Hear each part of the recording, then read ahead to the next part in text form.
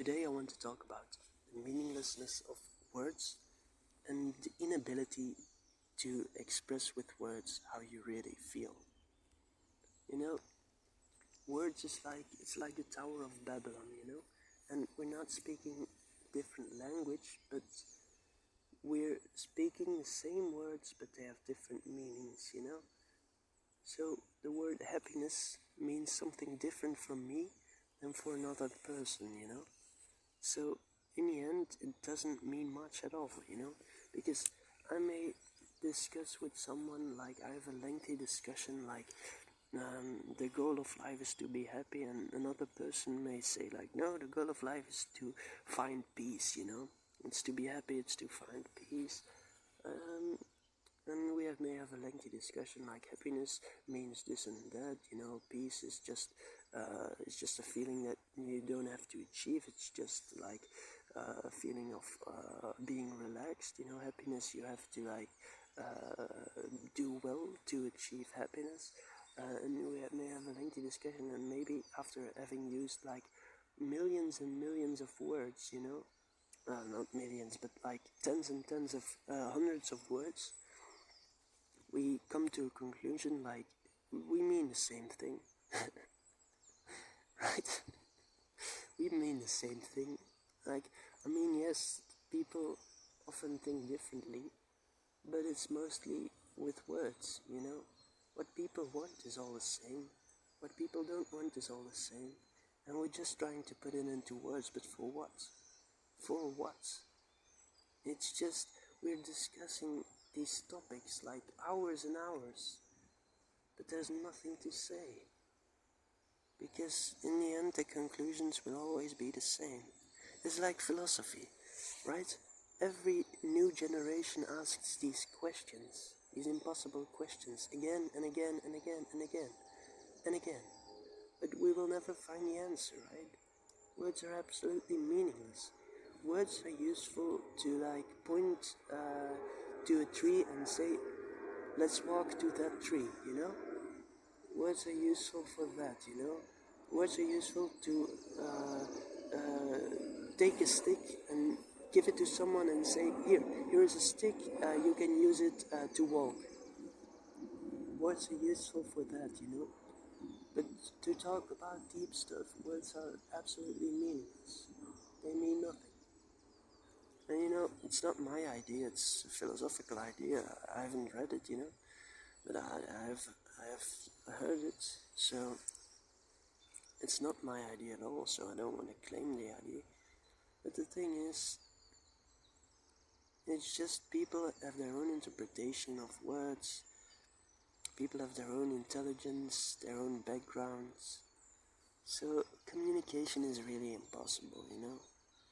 And maybe you might feel, you might understand what I'm saying, and that's great, but in the end, it doesn't matter. It means nothing. Maybe you might feel comfortable, but that's why do you need words to feel comfortable? Why does everything need to have words? Because words mean nothing. We all want the same, but we use words to try to achieve it, but it doesn't matter. It's meaningless.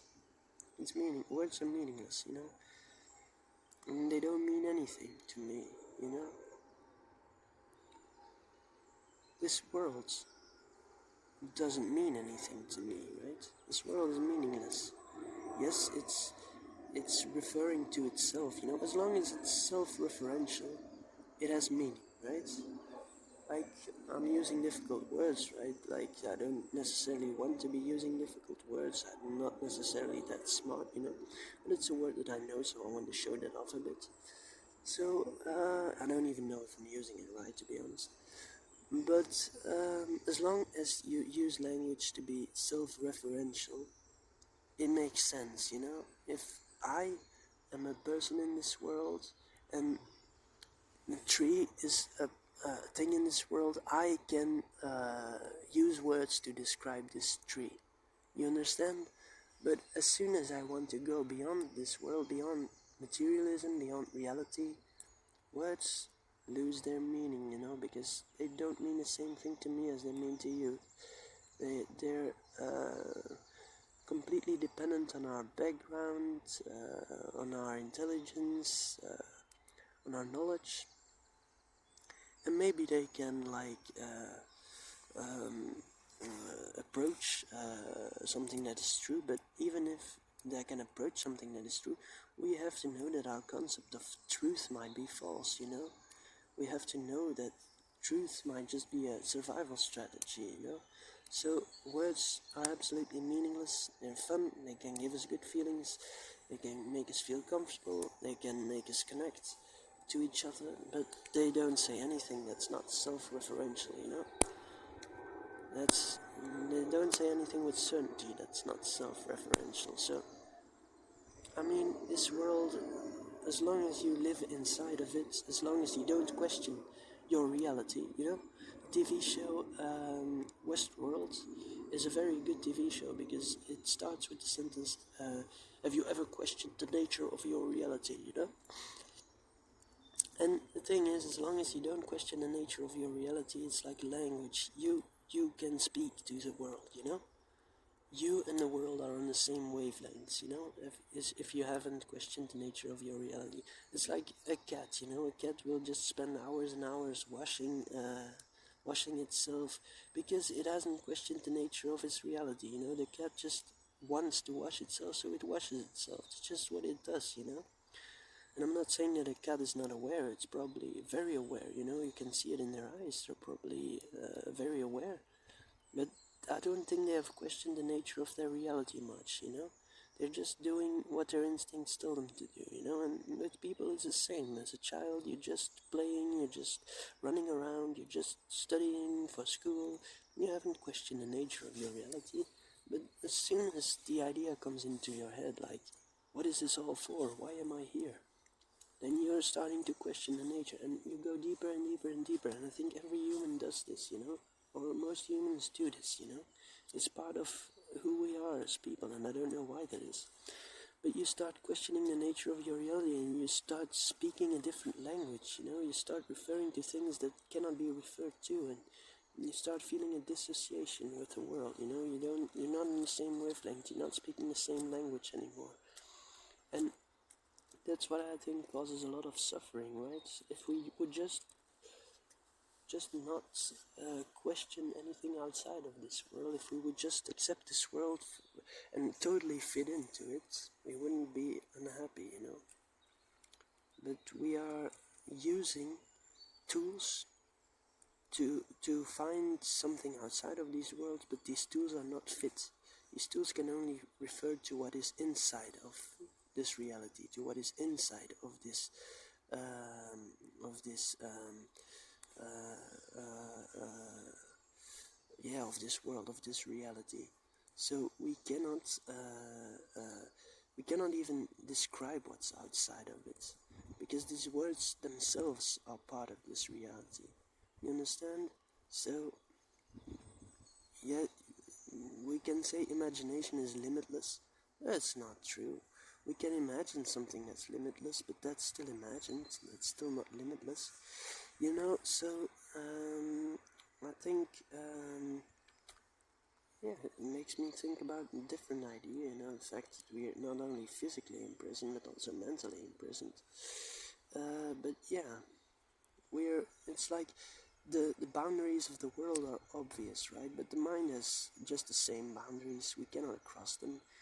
It's like the movie The Maze, It's like you're put here, you don't know anything, and then you have these questions and you follow the maze, and you're following and you think you're doing something good, you're following the maze, but then you realize there's nothing to find, there's no solution, there's no center of the maze, there's no outway of the maze, there's only the maze, only the maze and where you are here on this world, that's the only thing there seems to be. And you try and you fight for years, and you try to read books, and you try to find meaning, and you try to have children, maybe even to find meaning, but then you realize that it was all for nothing, and nothing means anything, and I think that's like a black hole, you know. Nihilism is like a black hole in our mind, you know. It's like an unsolved black hole in our minds, you know. And once you approach it, like you're grasping it, you're circling in its grip, you know. It grabs you and it doesn't let you go, right? And the longer you circle it, the more of your light that it sucks in, you know, and you just become that black hole, you know. Now you're just a black hole, and all your dreams have been forgotten, and all your desires have been put to the side, and it doesn't matter. Nothing matters anymore. You're just a nihilist now. That seems to be the end of it, you know. Is there a way past nihilism? Probably not, you know, if I'm honest with myself. Like, I'm still young, you know, I don't know, but probably not. Maybe enjoyment, maybe the appreciation of the little things, of the positive things in life can go past nihilism. Maybe relationships with other people can go past nihilism, but I think that is the end point. That's the glitch. That's the thing that causes all the suffering, you know. It's nihilism. If we would speak the same language as the world, if we wouldn't question the nature of our reality, we wouldn't feel like this. We would still suffer, but not as badly. So yeah, that's it. I hope you have a great day, and I'll see you on the next time.